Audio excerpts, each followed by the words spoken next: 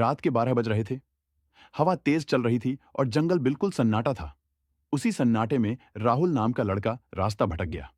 उसके मोबाइल में नेटवर्क नहीं और टॉर्च की बैटरी भी खत्म। राहुल घबराकर इधर उधर देखने लगा। अचानक उसे दूर पेड़ों के बीच एक लाल रंग की हल्की रोशनी दिखाई दी। ऐसा लगा जैसे कोई लालटेन लेकर घूम रहा हो। राहुल ने सोचा, शायद कोई लकड़हारा होगा, मदद मिल जाएगी। वह रोशनी की तरफ चल पड़ा। लेकिन अजीब बात, जैसे जैसे वो आगे बढ़ता, रोशनी और दूर चली जाती, जैसे कोई उसे जंगल के अंदर और अंदर खींच रहा हो। कुछ मिनट में राहुल बहुत गहराई में पहुंच गया। अब चारों तरफ सिर्फ ऊंचे पेड़, हवा की आवाज और सूखे पत्तों की चरचराहट। तभी उसे पीछे से किसी के पैर घसीटने जैसी आवाज आई। चर, चर, चर। राहुल तेजी से मुड़ा, लेकिन पीछे कोई नहीं था। अचानक एक ठंडी सांस उसके कान के पास महसूस हुई, जैसे कोई बहुत धीरे से बोला हो, मत आओ। राहुल डरकर पीछे हटने लगा। तभी वही लाल रोशनी दोबारा जली, इस बार पास। रोशनी के पीछे एक परछाई खड़ी थी, मगर उस परछाई का कोई चेहरा नहीं था, सिर्फ एक खोखला काला गड्ढा जैसा चेहरा। राहुल की सांसें तेज होने लगी। परछाई धीरे धीरे उसकी तरफ बढ़ने लगी और लालटेन अपने आप हिल रही थी। जंगल में अब सिर्फ एक आवाज गूंज रही थी, वापस जाओ, इससे पहले कि देर हो जाए। राहुल डर के मारे भागने लगा।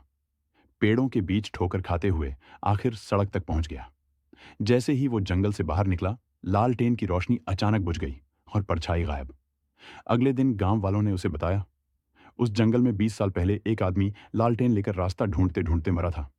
कहते हैं उसकी आत्मा रात को भटके हुए लोगों को बाहर निकाल देती है, लेकिन जो अंदर चले जाएं वो वापस नहीं आते। राहुल आज भी कहता है, अगर उस रात वो लालटेन न होती तो शायद मैं भी कभी वापस ना आता। एक घने जंगल में एक बंदर रहता था, जिसका नाम था गुड्डू। गुड्डू को एक अजीब सी आदत थी।